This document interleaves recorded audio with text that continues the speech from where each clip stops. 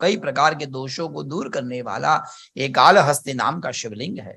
यदि किसी के जीवन में काल सर्प नाम का दोष है, यदि कोई नाग दोष है, कोई विष दोष है, सर्प दोष है, कुंडली में जितने भी दोष है, वो दोष को दूर करने के लिए यदि कोई व्यक्ति कालहस्ती में जाकर पूजन अर्चन करेगा तो उनका वो दोष दूर हो जाता है। क्यों, कैसे और कब, इसके बारे में बहुत विस्तार पूर्वक शिव पुराण में लिखा है।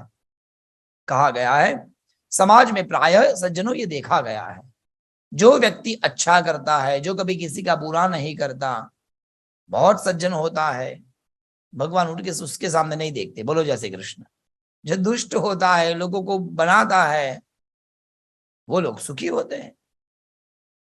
परंतु एक बात ध्यान हमें रखना है, सुखी यदि कोई है तो इसका मतलब ये नहीं है कि वो किसी का बुरा करता है, गलत करता है इसलिए सुखी है। कोई दुखी है इसका मतलब ये नहीं है कि वो लोगों का अच्छा करता है इसलिए दुखी है।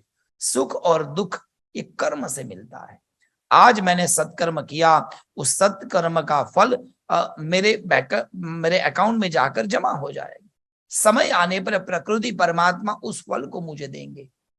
मैं प्रसाद जी को कहूंगा कि 1 लाख चाहिए, बोलो जैसे कृष्ण, मना नहीं करेंगे।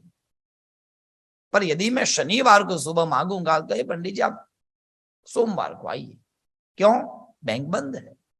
अरे आपके पैसे क्यों मना, भाई मेरे पैसे है परंतु वो बैंक में पड़े हैं, बैंक की परमिशन के बिना मुझे नहीं दे सकते। उसी तरह व्यक्ति कितना भी कर्म करे, ईश्वर की कृपा के बिना अपने ही कर्म का फल व्यक्ति को नहीं मिलता। प्रायः कहीं पूजा में जाता हूं तो शादी होती है ना, नए नए कपल की, उनकी पूजा सत्यनारायण कथा कराने जाते हैं तो तुरंत पंडित जी कहते हैं कि भगवान करे अच्छी संतान की प्राप्ति हो। तुरंत बच्चा, वो लड़की जो अच्छा आईटी पढ़ी हुई होशियार एकदम सोफिस्टिकेटेड लड़की बोलती है पंडित जी अभी टाइम है, बोलो जैसे कृष्ण। अरे पर मैंने कब कहा कल लाओ बच्चा जी, आशीर्वाद दे दिया, अब लेके बैंक में रख लो, जब चाहिए तब डिबेट करो, जब चाहिए तब उसको ले लो और उससे संतान आए। आशीर्वाद कभी मना नहीं करिएगा। जब कोई भी कुछ भी आशीर्वाद दे, भगवान की कृपा ऐसा बोल देना, वो लेकर आशीर्वाद पड़ा रहेगा अपनी बैंक में। जब चाहिए ईश्वर की कृपा होगी तब वो आशीर्वाद का फल हमें प्राप्त होगा। इसलिए ईश्वर की कृपा के बिना हमें हमारे कर्म का फल नहीं मिल पाता। कर्म के फल को प्राप्त करने के लिए हमें ईश्वर की कृपा चाहिए, और कर्म का फल तब मिले जब मिलेगा तब हमें समझना चाहिए ये अच्छा फल है, मतलब मैंने कभी कोई चीज अच्छी की है इसलिए मुझे अच्छा फल मिला।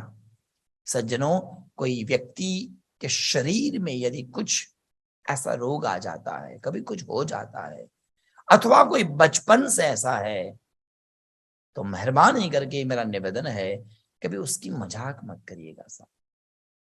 आपको पता है हमारे शास्त्रों में स्पष्ट रूप से लिखा गया है कि यदि किसी की निंदा करोगे, यदि किसी का बुरा बोलोगे तो उसके कर्म का फल भी आप में आप निमित्त बन जाएंगे, उसके वो कर्म का फल मिल जाए। कैसे, कहीं मैंने कहानी भी कर्म के सिद्धांत में सुनी थी। एक राजा था, पंडित जी को भोजन करने बुलाया और 10 पंडितों को भोजन कराया और पंडित जी 10 मर गए, क्योंकि जो वो खीर थी उसमें जहर आ गया था। और पूरे गांव में फैल गई ये बात कि पंडित जी ने राजा ने ये खिलाया और पंडित जी मर गए। पूरे नगरों में ये बात फैलने लगी, करते करते करते करते पंडित जी मर गए और राजा को ब्रह्म हत्या का पाप लगा। अब राजा ने कहा मुझे ब्रह्म हत्या कैसे, मुझे तो पता ही नहीं है, मैंने तो पंडितों को भोजन करने बुलाया। तो पाप किसका, बोले खीर जिसने बनाई, तो खीर तो पाचक ने बनाई थी। अब पाचक ने कहा मैंने तो कुछ उसमें डाला ही नहीं है, तो ये जहर आया कहां से। अब इतना बड़ा झगड़ा हुआ कि उसका सॉल्यूशन हुआ नहीं। यमराजा के पास में ये केस पहुंचा, चेक करो क्या हुआ कैसे हुआ। तो चित्रगुप्त ने सब ढूंढा और कहा प्रभु उस दिन ऐसा हुआ, एक समड़ी एक सर्प को लेके जा रही थी अपने चोंच में दबाकर सर्प को।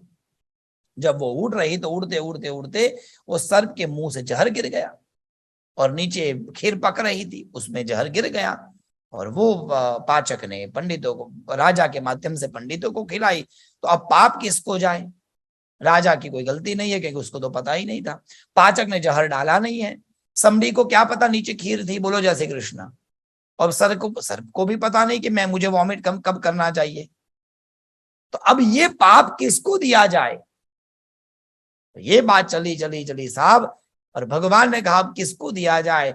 तो कहा जिसने ये जो जहर गिरा और राजा को ब्रह्म हत्या का ये जो पाप देना है, जिसने इस बात को ज्यादा ज्यादा करके घुमाया है, जिसने इस कृत्य की निंदा की है, जिसने निमित्त ढूंढने का प्रयास किया है, उसके भाग में डाल दो, क्योंकि वो ही निमित्त है इसके लिए।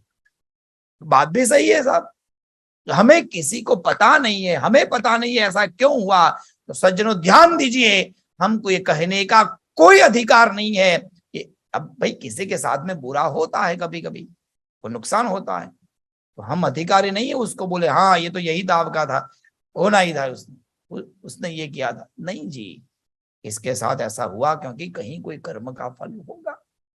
यदि हमने कहा तो वो हम निमित्त बन जाएंगे।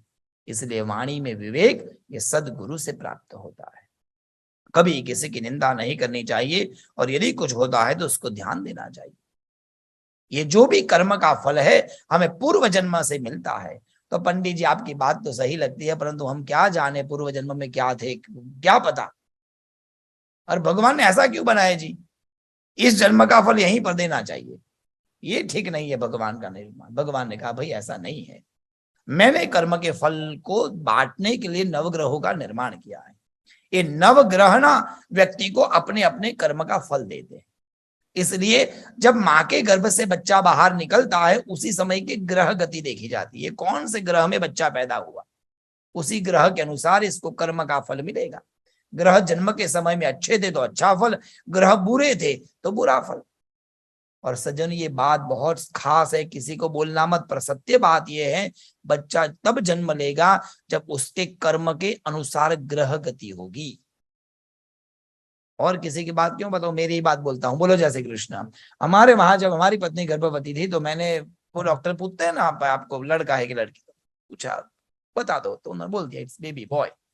खुश थे हम लोग, तारीख देते हैं यहाँ डॉक्टर की, ये तारीख, जिस तारीख दिया तो कैलेंडर में देखा जन्माष्टमी, बोलो जय श्री कृष्ण। हम तो खुश हो गए, वाह जन्माष्टमी के दिन ठाकुर जी आएंगे, खुश हो गई। मैंने वाइफ को कहा तू ज्यादा मेहनत मत कर, क्योंकि डॉक्टर ने कहा जल्दी भी हो सकता है 5 दिन। मैंने कहा भाई तू मेहनत मत कर, बैठ, बच्चा जन्माष्टमी को ही आना चाहिए, बोलो जय श्री कृष्ण।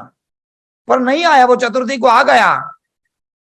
अब इतना जानते हुए भी नहीं होता है जी, वो तब आएगा जब उसके कर्म की गति का निर्माण होगा, उसके ग्रहों की गति का निर्माण होगा। तो प्रश्न आया परमात्मा हम नहीं जानते हमारे के जन्म के समय ग्रहों की गति क्या थी, पूर्व जन्म के कर्म क्या थे। उसको समझने के लिए हमारे शास्त्रों ने एक ज्योतिष शास्त्र का निर्माण किया है, जो 6 अंगों में एक है। कई लोग कहते हम इस सब में मानते नहीं है, तो मत मानो, तुम्हारा मेमोरी कार्ड 512 MB का है, तुम नहीं समझ पाओगे, मत करो उसको। गलती ज्योतिष में नहीं है, गलती देखने वाले में, वो ठीक से देख नहीं पाता। विद्या में कभी गलती नहीं होती, यदि कोई उसको ठीक से नहीं करने वाला होगा तो हमें विद्या को वो नहीं करना चाहिए। शास्त्र बिल्कुल सत्य है, देखने वाले, प्रेडिक्शन करने वाले में इतनी शक्ति, इतनी सात्विकता, साधना का बल और ज्ञान, ये सब होता है, तब उसकी बातें सत्य होती है।